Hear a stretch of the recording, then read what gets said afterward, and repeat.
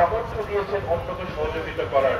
যতটা মানুষ আল্লাহকে খুশি করার জন্য সহযোগিতা করবে, আল্লাহ রাব্বুল আলামিনের কাছে তার মর্যাদা বাড়তে থাকবে, আর একই সাথে তিনি হৃদয়ের আনন্দ অনুভব করবেন।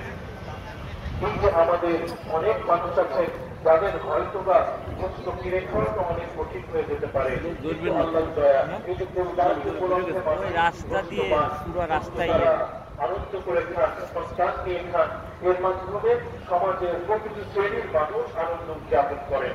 এভাবেই আল্লাহ রাব্বুল আলামিন ভোগের আনন্দ নয় বরং ত্যাগ ও ভাগাভাগি করে নেওয়ার যে সুন্দর ব্যবস্থা করে দিয়েছেন, এটা আল্লাহর দয়া। আলহামদুলিল্লাহ, আল্লাহ রাব্বুল আলামিন আমাদেরকে যে সমস্ত বিধান দিয়েছেন সেগুলো সবই দুনিয়াতেও আমাদের জন্য সুন্দর জীবনের ব্যবস্থা করছে, আর আখিরাতে তো আল্লাহ রাব্বুল আলামিনের পুরস্কারের ওয়াদা রয়েছে।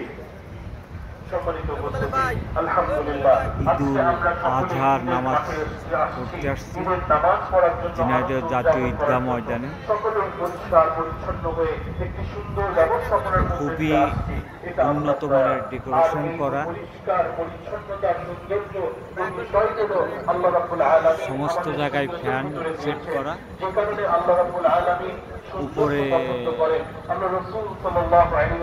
ত্রিফল দিয়ে ডেকোরেশন করা। বৃষ্টি হলেও সবাই নিশ্চিন্তে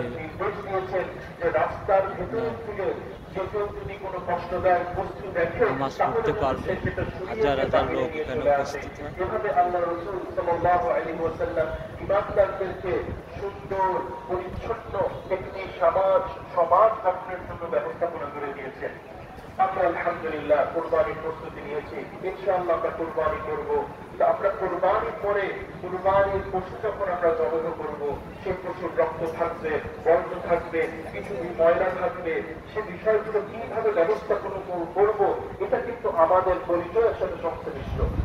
আল্লাহ রাব্বুল আলামিন যেভাবে পরিষ্কার পরিচ্ছন্ন থাকার ব্যাপারে আমাদেরকে শিক্ষা দিচ্ছেন তার শরীয়তের মাধ্যমে, এটা অনুসরণ করা আমাদের কর্তব্য। আর যে কারণে আমরা যখন কুরবানি করব, সেই কুরবানির বর্জ্য যেন আমরা কোনোভাবে মানুষের কষ্ট হয় এমন ভাবে না ফেলি, এটা আমাদেরকে খেয়াল রাখতে হবে। তাহলে আমাদের কি করতে হবে?